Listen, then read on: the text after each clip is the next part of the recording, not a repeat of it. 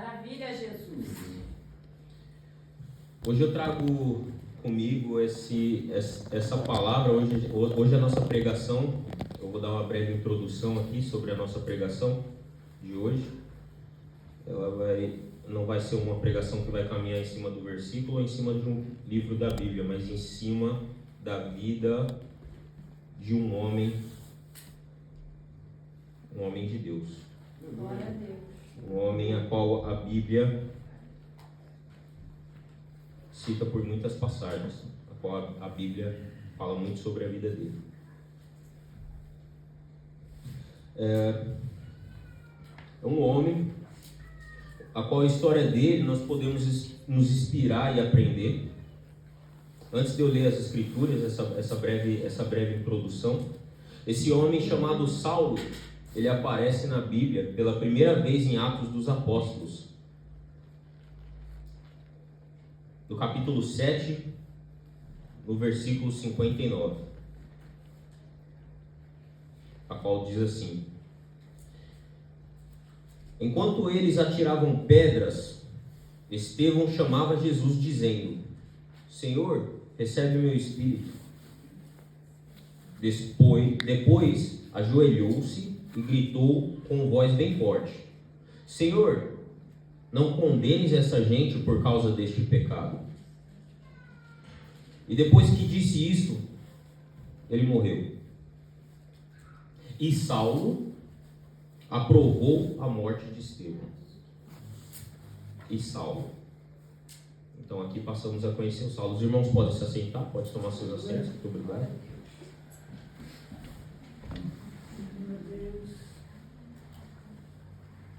Este homem Saulo, a qual a gente vamos estudar a sua história hoje, vamos examinar a sua vida hoje.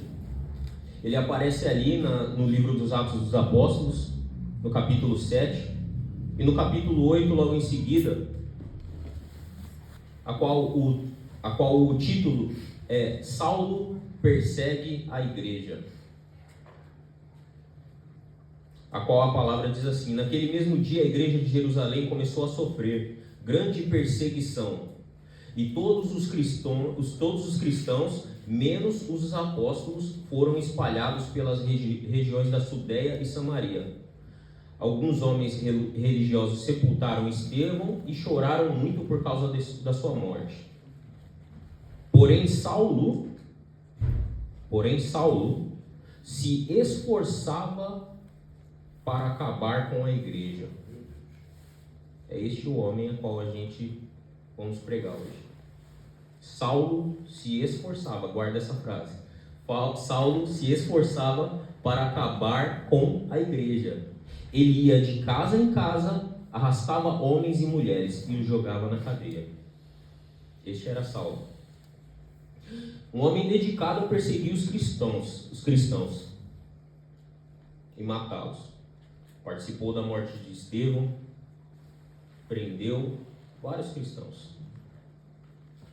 Este homem Saulo, ele também levava consigo cartas. Ele levava consigo cartas para que pudesse fazer essas atrocidades contra a nossa igreja, contra a igreja de Cristo. Ele levava cartas como se fosse intimação, como se fosse ordem judicial para fazer tal atrocidade.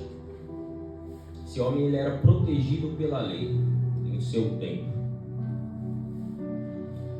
Aquele homem era protegido pela lei para fazer atrocidade com aquelas pessoas que estavam pregando as boas novas, tentando trazer amor ao coração das outras pessoas. Isso me espanta. Mas eu fico espantado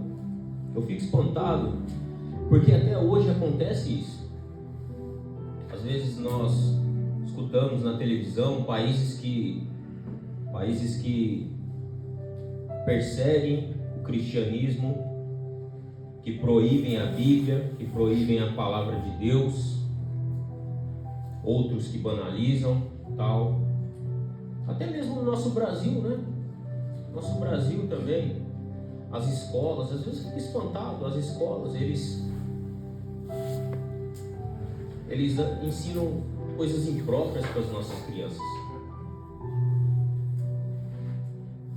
Mas quando é falado sobre Cristo, quando alguém abre a boca para falar de Cristo no Brasil, essa pessoa é religiosa, essa pessoa ela é opressora, essa pessoa ela é fanática. Nós somos chamados de fanáticos, de opressores, de homofóbicos. Mas aí eu começo a entender que sempre foi assim, desde o tempo de Paulo já era assim. Desde o tempo de Paulo a gente já era perseguido. As boas novas nunca foram aceitas. Em todo mundo, em todos os lugares desse planeta, sempre foi assim. Nunca foi aceito. Porque as boas novas, o Evangelho é a luz. O Evangelho é a luz, minha filha. E a luz incomoda as pessoas. A luz incomoda. A luz incomoda o mundo. Imagine que eu estou aqui com uma roupa bem suja, só que está bem escuro. Quando vem uma luz, quando alguém acende a luz, eu me sinto incomodado, porque isso mostra a minha sujeira, isso mostra as minhas manchas. E assim é a palavra do Evangelho. Ela mostra as manchas de cada um de nós. Ela revela quem somos, ela revela os nossos erros. A palavra de Deus é assim. Então, quando levamos luz, as pessoas, elas rapidinho já pedem, não, desliga a luz, apaga essa luz, eu não quero. Até hoje, quando vamos falar do Evangelho para as pessoas, já mudam de assunto. É sempre assim. Mas Jesus vai dizer em Lucas 12:2, que não há nada encoberto que não venha ser revelado, nem oculto que não venha ser descoberto. Voltando aqui para Saulo, o homem a qual a gente estamos examinando sua vida, um homem opressor, perseguidor da igreja.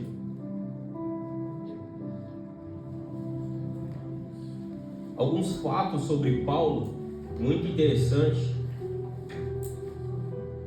foi que ele era uma pessoa, e depois de sua conversão, depois do seu encontro com Jesus, ele nos fala totalmente ao contrário. Ele nos ensina totalmente ao contrário do que ele já foi um dia. Saulo era um homem que nasceu em Tarso, um judeu circuncidado da tribo de Benjamim, com cidadania romana, nascido em Tarso, na Sicília, mas criado em Jerusalém. Naquele tempo era como se fosse hoje alguém que tivesse 3 passaportes. Como alguns de nós, temos o brasileiro, o italiano, o inglês. Naquele tempo era como se fosse isso. Só que era um homem muito importante. Ele era de Tarso, uma cidade desenvolvida. Ele era judeu e ele era romano também. Então ele era um homem de grande importância naquele tempo para aquelas pessoas do seu círculo, para aquelas pessoas que estavam consigo ali. Vindo de berço nobre. Mas depois do encontro com Jesus, Saulo diz assim, em Filipenses 3:20: pois a nossa pátria está nos céus, de onde também aguardamos o Salvador, o Senhor Jesus Cristo. Saulo era um homem culto, com educação acadêmica. Ele era discípulo de Gamaliel, um grande mestre da lei no tempo. Ele era um homem educado, com educação acadêmica, fabricante de tendas, Era uma boa profissão no tempo. Fabricante de tendas, né? Naquele tempo de casas, né? Era um homem bem financeiramente, dizendo assim, né? Vindo de Tarso, na Sicília, que era uma cidade bem estruturada. Então eu imagino que Paulo era um homem de posses, de poder aquisitivo. Mas depois que ele conheceu Jesus, depois que ele teve um encontro com Jesus, ele nos diz o seguinte a respeito de posses. Em 1 Timóteo 6,7 ele vai dizer assim: porque nada trouxemos para o mundo, nem coisa alguma podemos levar, porque o amor ao dinheiro é a raiz de todos os males, e alguns nessa cobiça se desviaram da fé e atormentaram a si mesmos com muitas dores.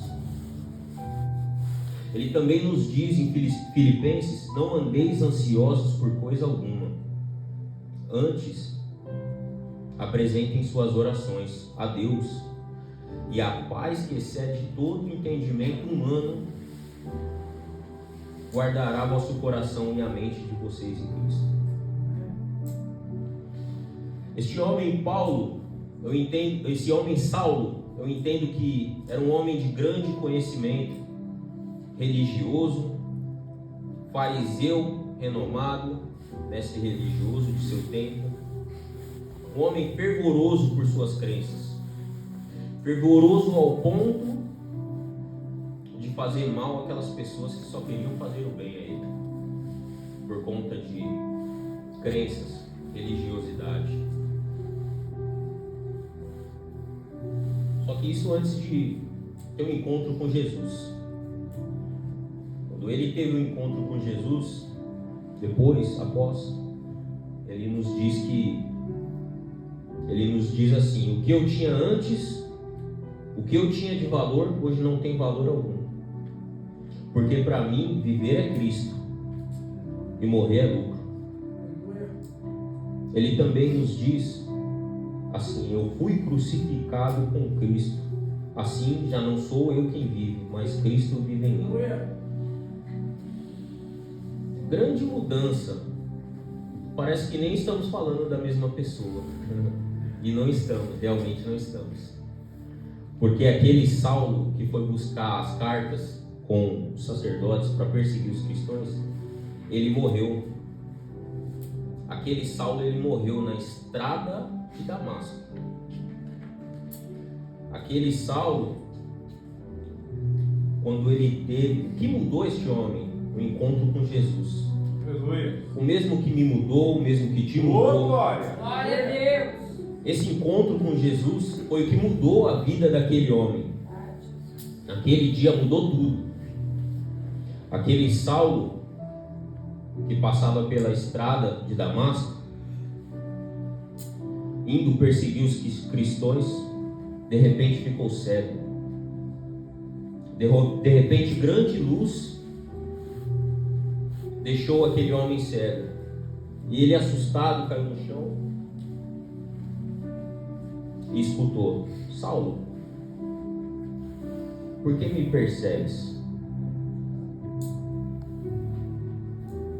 Era a voz de Jesus falando com aquele homem. Por que me persegues, Saulo? Por que me persegue?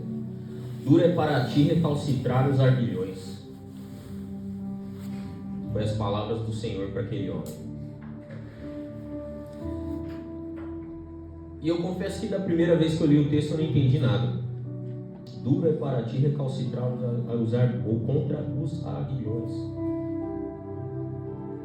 Para traduzir, quer dizer, o seu esforço é em vão. O seu esforço não está valendo de nada. Você pode matar 100 cristãos, todo joelho ainda se dobrará, toda língua confessará.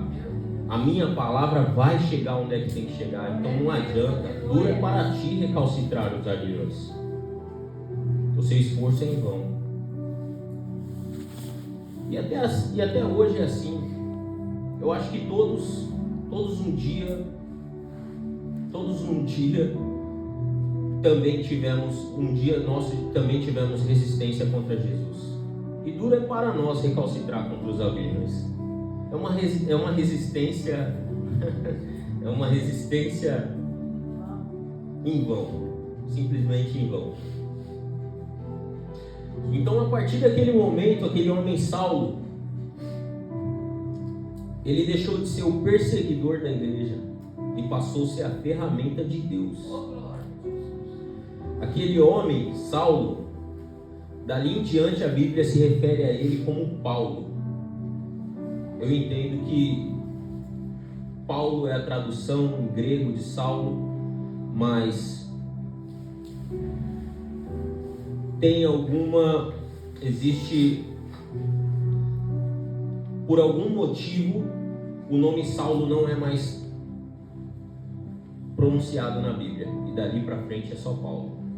Paulo, o apóstolo de Cristo. Paulo, o apóstolo de Cristo, a qual 15 capítulos do livro de Atos dos Apóstolos são só as suas viagens missionárias. 13 cartas do Novo Testamento de autoria inspirada por Deus, de autoria de Paulo. Glória. Então aquele homem que era o perseguidor da igreja virou o maior pregador da palavra de Cristo. Aleluia! E eu não falo isso para exaltar Paulo. Eu não falo isso para exaltar Paulo, porque Paulo é como eu, como você, carne. Ele foi como eu, como você, carne. Mas eu falo isso para exaltar os planos de Deus, porque onde que a gente acha que não é possível, Deus faz possível. Onde que a gente acha não vai dar mais nada, Deus faz dar. O profeta Isaías vai dizer que os planos de Deus são maiores que os nossos, que os sonhos de Deus são maiores que os nossos. Eliú indagou a Jó: porventura sabes tu como Deus opera? Eu não sei, pastor, eu não sei, mas eu, olhando a Saulo, eu não daria nada a ele. Falando, esse homenzinho sem qualidade, mas ele é o maior pregador da palavra de Deus. Hoje nós pregamos através das cartas que foi inspirada por Deus, a qual ele deixou para nós. E o próprio Paulo disse isso em uma das suas cartas, dizendo que Deus usa as coisas loucas para confundir as sábias, que Deus usa as coisas fracas para confundir as fortes. E aquele homem que antes era inimigo de Deus virou ferramenta principal na mão de Deus. Porventura sabes tu como Deus opera? Eu não sei, minha vida. O fariseu Saulo queria matar os cristãos. O apóstolo Paulo nos trouxe vida através das cartas. Escreveu cartas para mim e para você. Trouxe vida a muitos cristãos através dessas cartas. Nos mostrou a definição de amor. A definição de amor do nosso Senhor.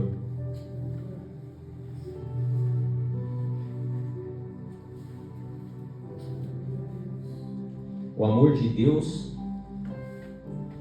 não tem definição, mas Paulo chegou perto. Paulo, inspirado por Deus, em Romanos 35, ele chegou perto. Eu quero ler o texto aqui para os irmãos, só que eu vou ler no telefone, que é uma tradução mais...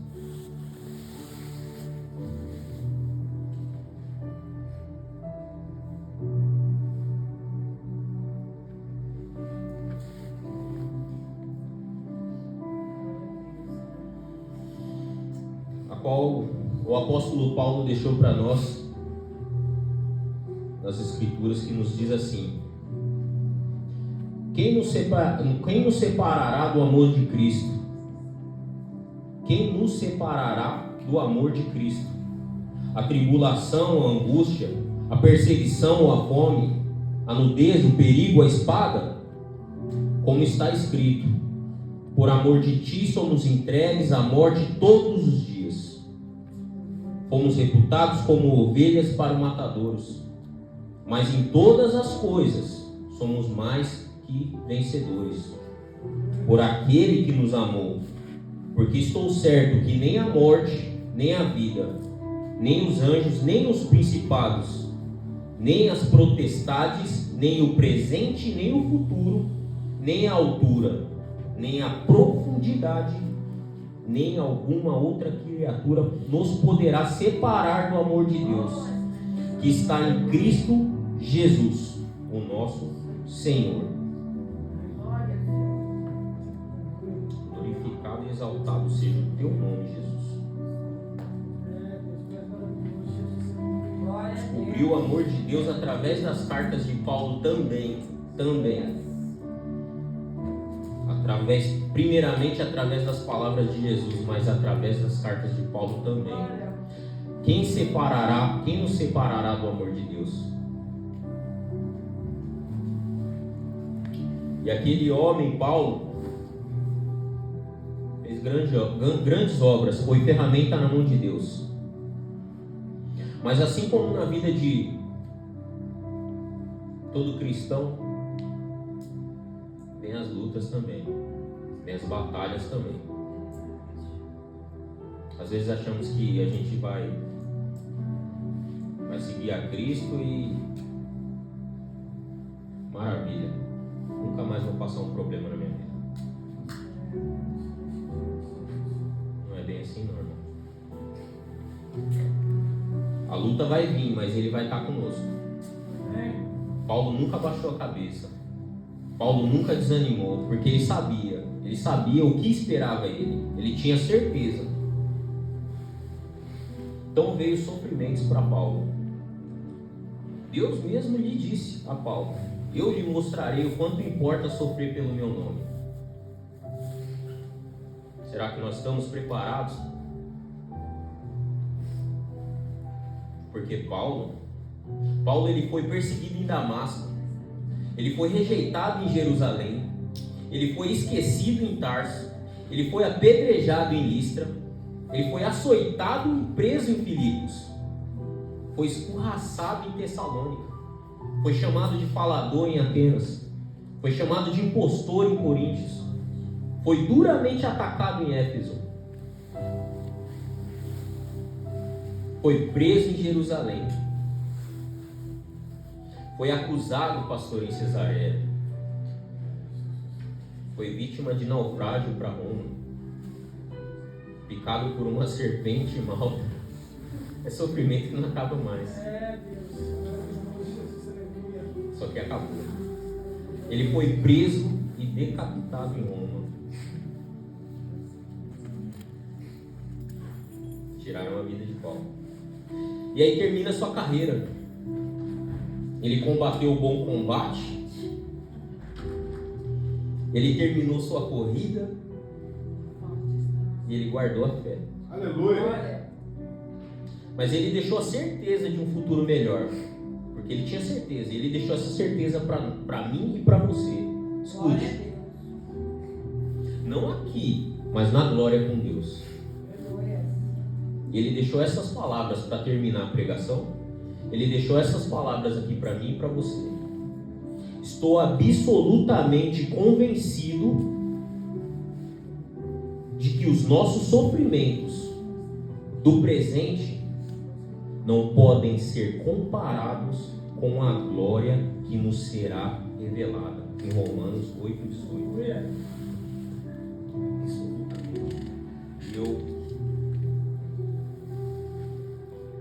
Eu fico muito feliz. De poder escutar essas sábias palavras de Paulo, inspirada por Deus. Porque nossa vida não é fácil, não. Mas os nossos sofrimentos do presente não podem ser comparados com a glória em que nos será revelada. Eu termino a pregação por aqui. Eu agradeço essa riquíssima oportunidade. Agradeço os pastores, a irmã que está dirigindo o culto. Agradeço a presença de todos. Em nome de Jesus eu agradeço. Glória a Deus. Eu quero aqui fazer uma oração pela vida da pastora Fabiana, irmãos, que está em missão ali em Bilbao, que